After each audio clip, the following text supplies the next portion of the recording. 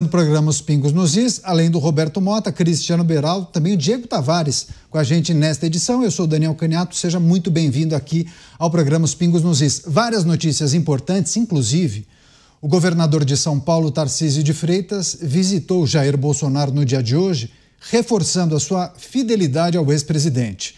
Após o encontro, o mandatário paulista negou ter debatido a anistia geral, mas afirmou que a redução de penas não agrada a Bolsonaro. Tarcísio também destacou que será candidato à reeleição em 2026 em São Paulo, afirmando que seu encontro com o ex-presidente foi para prestar apoio e solidariedade, negando haver algum tipo de interesse. Chamar os nossos comentaristas para analisar essa visita de Tarcísio de Freitas a Jair Bolsonaro. Aproveitar que o Cristiano Beraldo já se hidratou e já antecipando minha saudação ao Diego Tavares, que está em tela também. Beraldo, seja bem-vindo, ótima noite a você. As frequentes visitas de Tarcísio de Freitas a Jair Bolsonaro, criador e criatura, em pauta, naturalmente, o projeto que possivelmente será colocado em pauta, né? Ou da anistia ou da dosimetria, estratégias para as eleições de 2026, candidaturas, passagem de bastão, será? Boa noite, Caniato, boa noite, Mota, Diego, boa noite, audiência que prestigia diariamente os Pingos nos Is. Caniato, eu acho que essa conversa, ela na verdade foi mais simples.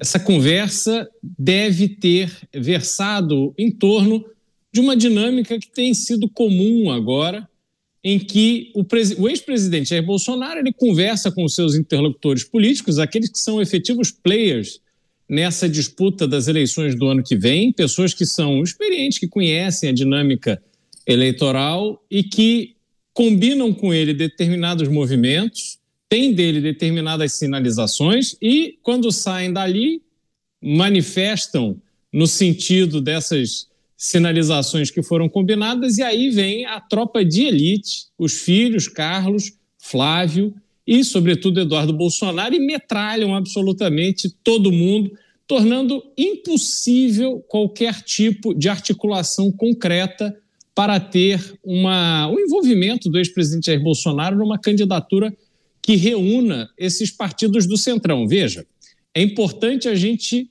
dar às coisas os nomes que elas têm. Jair Bolsonaro hoje ele tem dois caminhos. Um caminho é apoiar um candidato que seja o candidato do Centrão. É o candidato que vai vir apoiado pelo Republicanos, pelo Progressistas, pelo União Brasil, eventualmente até pelo PSD, e o PL viria junto nesse conjunto. PL, lembremos sempre, PL que era o partido que foi vice-presidente de Lula e que agora é um neodireitista a partir da filiação de Jair Bolsonaro.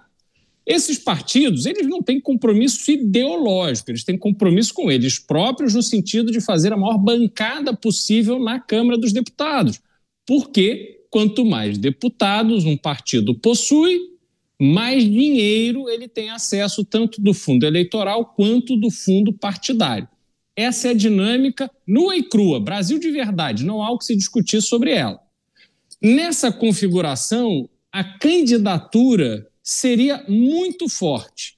Seria, em tese, Tarcísio de Freitas, o candidato, com todo esse apoio, com muito dinheiro, com muito tempo de televisão, com muita visibilidade, ele então teria tudo para vencer as eleições, para vencer o atual presidente numa eventual disputa à reeleição. Agora, conforme a metralhadora giratória dos filhos de Bolsonaro é ligada, esse plano vai indo por água abaixo. E aí vai restar aos partidos do centro simplesmente adotarem a estratégia que eles julgarem ser mais conveniente para que eles elejam seus deputados. Provavelmente o Gilberto Kassab, do PSD, vai lançar o Eduardo Leite ou talvez o Ratinho Júnior, talvez o Progressistas e União Brasil, do jeito que está, com Davi Alcolumbre tendo tanto protagonismo e tanto poder, talvez até embarquem na candidatura à reeleição do presidente Lula. Então, isso tudo se muda. E aí restará a Jair Bolsonaro lançar, talvez, Michele Bolsonaro. Ele tem lá os seus filhos, então, Carlos e Eduardo eleitos para cargos na esfera federal, e Michele Bolsonaro seria a legítima representante de Jair Bolsonaro nas eleições, para disputar com Ratinho Júnior, para disputar com Lula, para disputar talvez com mais um ou dois candidatos. Agora, será que essa é a configuração que dará mais sucesso a Jair Bolsonaro? Essa é a pergunta que tem que ser feita. Porque eu não consigo entender claramente se a estratégia é vencer politicamente, fortalecer politicamente, para que este grupo tenha, junto ao próximo presidente, uma força que garanta algum tipo de perdão, de graça, de indulto, de anistia, ou se eles querem ter a vitória de pirro de dizer que são independentes e que eles estão ali fazendo as coisas por conta própria. É difícil definir qual é a estratégia nesse momento. Os artigos e reportagens tratam de um projeto que estaria sendo desenvolvido por Eduardo Bolsonaro, projetando o que vem sendo chamado de bolsonarismo mais ideológico. E aí se conecta esse cenário desenhado pelo Beraldo, em que Michele Bolsonaro talvez fosse o nome de Jair Bolsonaro. Mas para além dessa estratégia, eu vou até abordar um outro aspecto com o Diego Tavares, que também está com a gente. Diego, seja bem-vindo. Ótima noite a você. A informação que consta na nossa manchete principal, Tarcísio revelando que Jair Bolsonaro é contra o PL da dosimetria, portanto, a redução de penas. Naturalmente, presume-se que ele defende o PL da anistia ampla, geral e restrita. Mas me parece que a anistia não sobrou muito espaço para avançar com esse texto, né? Me parece que há um acordo ou há conversas avançadas no sentido de aprovar o PL da dosimetria.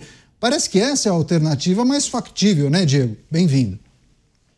Exatamente, Caniato. Muito obrigado. Boa noite a você, boa noite ao Mota, ao Beraldo e a todos que nos acompanham nessa noite aqui nos Pingos nos Is. O projeto da anistia, você disse muito bem, está enterrado, já foi sepultado. Se restava alguma esperança em relação a esse projeto de lei, acredito eu que Donald Trump, com os elogios que rasgou a Lula na Assembleia Geral na ONU, muito embora esses elogios tenham sido elogios estratégicos, oportunistas, para atrair Lula para um linchamento público diante de toda a imprensa mundial, não deixaram de ser elogios e com isso deu uma certa flexibilidade para que os atores no Congresso Nacional deixassem para lá a anistia e retomassem de fato esse projeto de lei, que é o projeto mais palatável a todos os atores políticos envolvidos, tanto o Supremo Tribunal Federal quanto algumas alas da esquerda do próprio Partido dos Trabalhadores, que topariam em prol de um acordo que pacificasse o país visando as eleições de 2026, reduzir as penas dos presos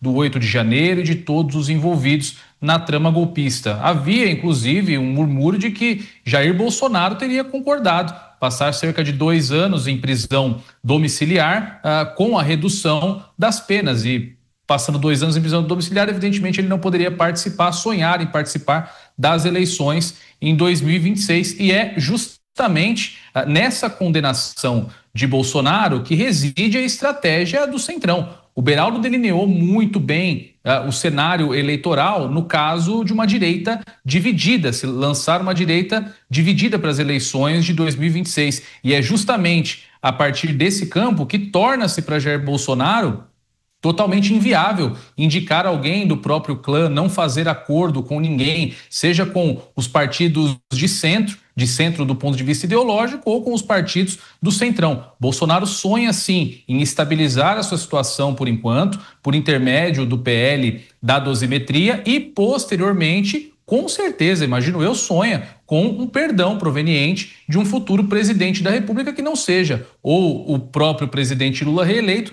ou um sucessor. Então, estes acordos que estão sendo costurados dia a dia certamente contam com a participação de Jair Bolsonaro. E, nesse sentido, o único empecilho que se apresenta nesse momento é realmente Eduardo Bolsonaro, que não se conforma em passar o bastão da direita para outro tipo de protagonista. Ele quer, de qualquer maneira, que o nome Bolsonaro, que o seu sobrenome, seja a grande liderança nesse próximo ciclo eleitoral, também no campo da direita. Mas entre querer e poder tem praticamente um abismo político que passa certamente por muitas negociações.